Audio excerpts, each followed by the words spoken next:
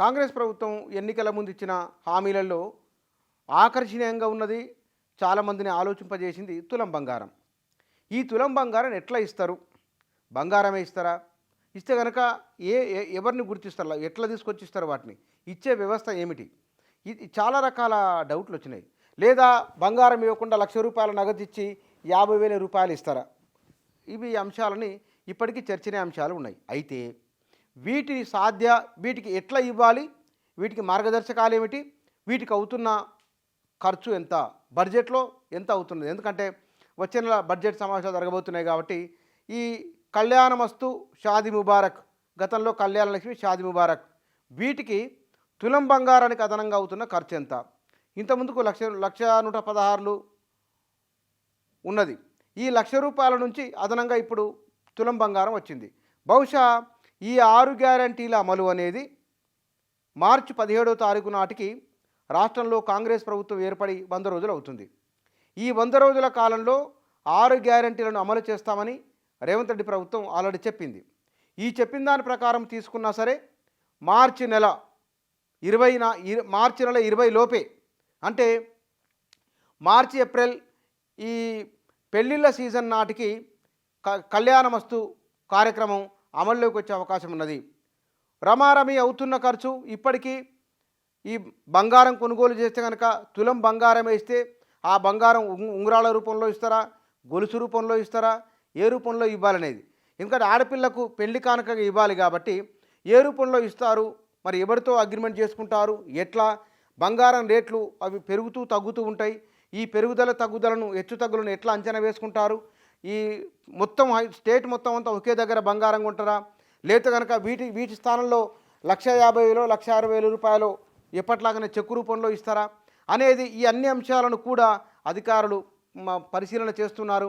మొత్తం అవుతున్న ఖర్చు మన రాష్ట్రంలో పెళ్ళిళ్ళ సీజన్లో అవుతున్న మొత్తం పెళ్ళిళ్ళు, గతంలో మనం కళ్యాణ లక్ష్మి షాదీ ముబారక్ గత ప్రభుత్వం పెట్టినప్పుడు వాటి కింద అయిన మొత్తం ఖర్చు 10,000 కోట్ల వరకు ఈ ఇన్నేళ్ల కాలంలో అనుకుంటే కనుక ఈ ప్రభుత్వం అదనంగా ఒక 50,000 రూపాయలు అదనంగా ఇస్తున్నది.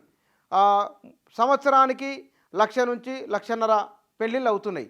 ఈ 1,00,000 నుంచి 1,50,000 పెళ్ళిళ్ళల్లో ఇందులో వైట్ రేషన్ కార్డు హోల్డ్ ఎంతమంది ఉన్నారు, కార్డుదారులు అనేది కూడా దానికి క్రైటీరియాగా తీసుకుంటారు.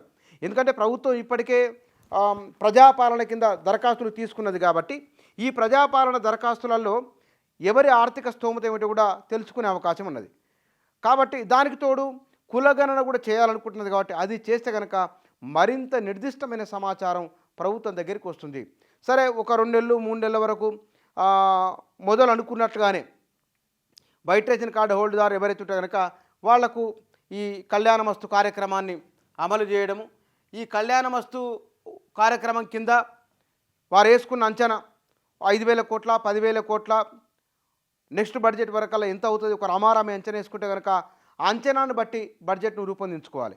ఎందుకంటే గత ప్రభుత్వానికంటే కూడా గతంలో 2,90,000 కోట్ల బడ్జెట్ ఉంటే కనుక అది 1,50,000 కోట్ల వరకు నికరంగా మనకు కనబడిన ఆదాయం. అందులో 40,000 కోట్ల అప్పులే ఉన్నాయి. ఈసారి బడ్జెట్లో మనం వాస్తవ లెక్కల ఆధారంగా బడ్జెట్ ఉండాలి, వాస్తవాన్ని ప్రజలకు చూపించాలి అనే ఉద్దేశంతో ఈ ప్రభుత్వం ఉన్నది. కాబట్టి అందుకే వివిధ శాఖల నుంచి వస్తున్న ప్రతిపాదనలు నిర్దిష్టంగా కావాల్సింది ఎంత ఉంది అనే అంశం ఒకటి.